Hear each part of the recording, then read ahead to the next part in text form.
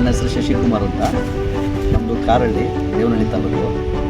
ನಾನು ಸುಮಾರು 96-97ನೇ ಇಸ್ವಿಯಿಂದ ನಾನು ವ್ಯವಸಾಯ ಮಾಡ್ತಾಯಿದ್ದೀನಿ. ಈಗ ನನ್ನ ಹತ್ರ ಟೊಮೊಟೊ ಇದೆ, ಗುಲಾಬಿ ಇದೆ, ದ್ರಾಕ್ಷಿ ಇದೆ ಮತ್ತು ದಾಳಿಂಬೆ ಇದೆ. ದಾಳಿಂಬೆ ಒಂದು 3 ಹಾರ್ವೆಸ್ಟ್ ಆಗಿದೆ. ನಾನು ಇಲ್ಲಿವರೆಗೂ ನಾನು ಏನೇ ವ್ಯವಸಾಯ ಮಾಡಲಿ SP ಆಗ್ರೋ ಟ್ರೇಡರ್ಸ್ ಅಂಗಡಿಯಿಂದ ನಾನು ಔಷಧಿಗಳು, ಫರ್ಟಿಲೈಸರ್ಸು, ಪೆಸ್ಟಿಸೈಡ್ಸ್ ಎಲ್ಲ ತರ್ತಾಯಿದ್ದೀನಿ. ನಾನು ಸುಮಾರು ಬೇಸಿಕ್ಕಿಂದನೂ ನಾನು ಅಲ್ಲೇ ತರ್ತಾ ಇರೋದು, ಅವ್ರ ಡೈರೆಕ್ಷನ್ ಮೇಲೇ ನಾನು ವ್ಯವಸಾಯ ಮಾಡ್ತಾ ಇರೋದು. ಬೆಳೆನೂ ಅಷ್ಟೇ ಯಾವತ್ತೂ ಫೇಲ್ ಆಗಿಲ್ಲ. ತೋಟಗಳು ವಿಸಿಟು ಕೊಡ್ತಾರೆ, ನನ್ನ ವಿಸಿಟು ನನಗೆ ತುಂಬ ಆರೋಗ್ಯ ದೃಷ್ಟಿಯಲ್ಲಾಗ್ಬೋದು, ಎಲ್ಲ ವಿಧದಲ್ಲೂ ಅವ್ರು ಕೊಡ್ತಕ್ಕಂಥ ಔಷಧಿಗಳು ತುಂಬ ಚೆನ್ನಾಗಿ ಕೆಲಸನೂ ಮಾಡ್ತವೆ. ನಮಗೆ ಅಡ್ವೈಸ್, ಡೈರೆಕ್ಷನ್ನು ಚೆನ್ನಾಗಿ ಕೊಡ್ತಾರೆ.